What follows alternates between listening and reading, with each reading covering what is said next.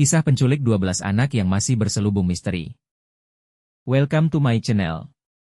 Kisah seputar tragedi sekitar kita.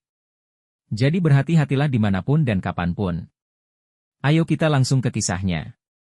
Selepas waktu zuhur, Ari Kuncoro, Ketua Pengurus Masjid Al-Insan di Jalan Patal Senayan, Kebayoran Lama, Jakarta Selatan, melihat sejumlah bocah laki-laki duduk-duduk di pelataran sempit pinggir masjid.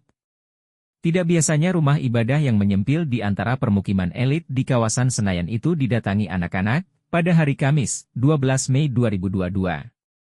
Anak-anak berusia 11 hingga 13 tahun itu mengenakan setelan santai seperti remaja yang hendak bermain. Mereka mengenakan atasan kaos berwarna-warni, beberapa memakai celana panjang, ada juga yang memakai celana pendek. Diam-diam Ari mengawasi. Ada anak yang asyik memainkan ponsel pintarnya, yang lain duduk-duduk di pelataran, jalan-jalan di sekitar halaman parkir masjid yang tidak terlalu luas. Beberapa anak juga masuk ke dalam untuk menunaikan ibadah sholat zuhur. Kondisi dan ekspresi mereka terlihat biasa saja sehingga Ari tidak menaruh kecurigaan. Akan tetapi, ada teman pengurus masjid perempuan yang coba menghampiri mereka. Waktu ditanya, mereka bilang dari daerah Ben Hill, Bendungan Hilir. Terus, teman saya kasih mereka sekaleng biskuit.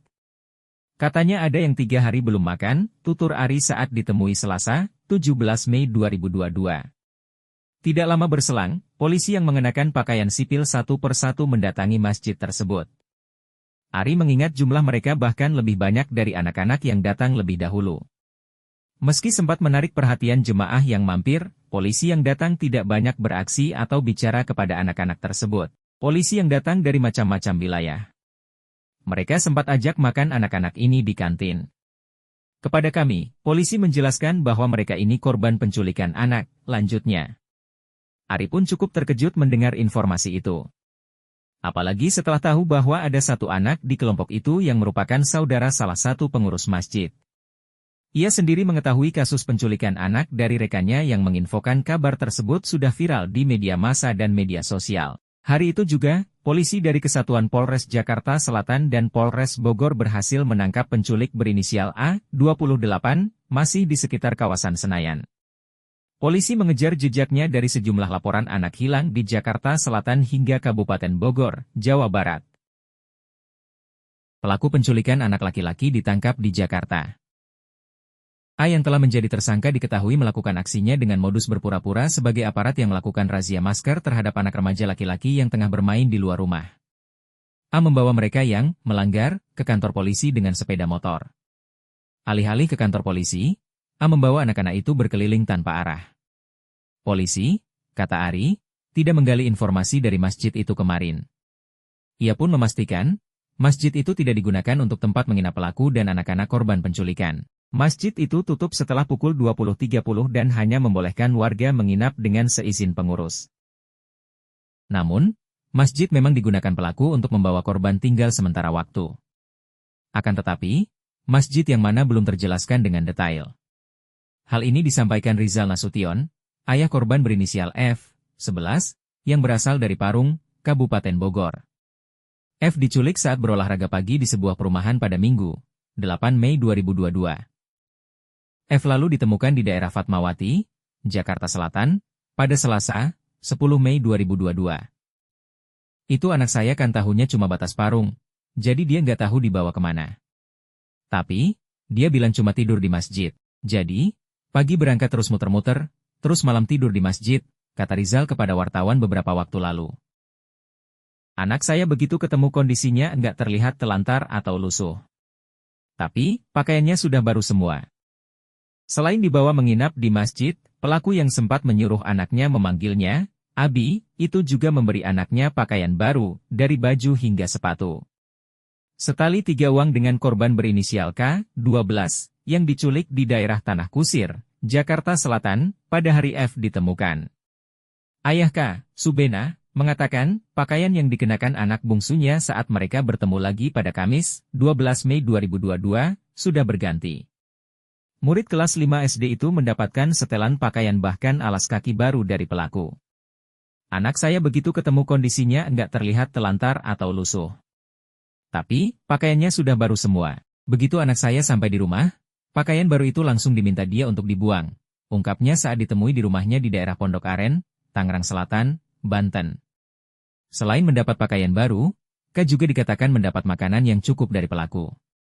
Di sisi lain, pelaku telah mengambil paksa ponsel K. Seminggu berselang K ditemukan, Subena dan keluarga masih mengikuti arahan pemeriksaan dari polisi untuk memastikan kondisi mental anaknya dan mendalami kasus penculikan anak tersebut. Subena sendiri tidak berani menanyakan banyak hal ke K, kendati kondisi psikisnya tidak terlihat terganggu. Polisi terus dalami motif penculikan.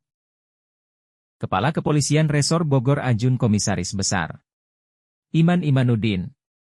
Ajun Komisaris Ita Puspita Lena, Kepala Seksi Humas Polres Bogor, saat dihubungi Selasa, 17 Mei 2022, mengatakan, jumlah anak-anak yang menjadi korban sejauh ini masih berjumlah 12 orang dari sejumlah wilayah sekitar Jakarta Selatan dan Bogor di Jawa Barat.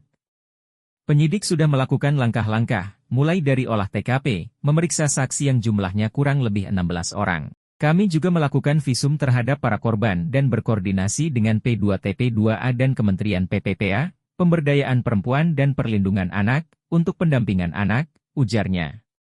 Adapun terhadap tersangka, polisi juga berencana memeriksa kejiwaan pelaku dan berkoordinasi dengan aparatur Criminal Justice System, CJS, untuk memperberat hukuman pelaku.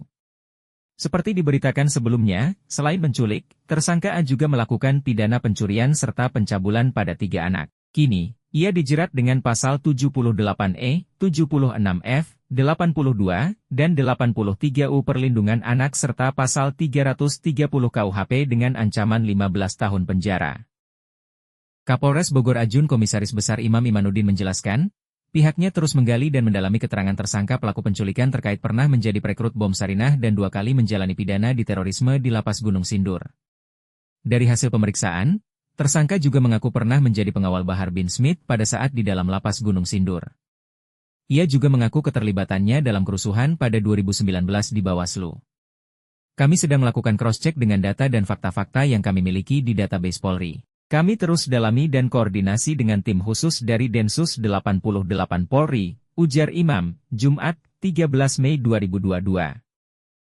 Konfirmasi Lapas Gunung Sindur, ternyata identitas yang bersangkutan tidak ditemukan di sana. Identitas pelaku tidak ada sebagai warga binaan.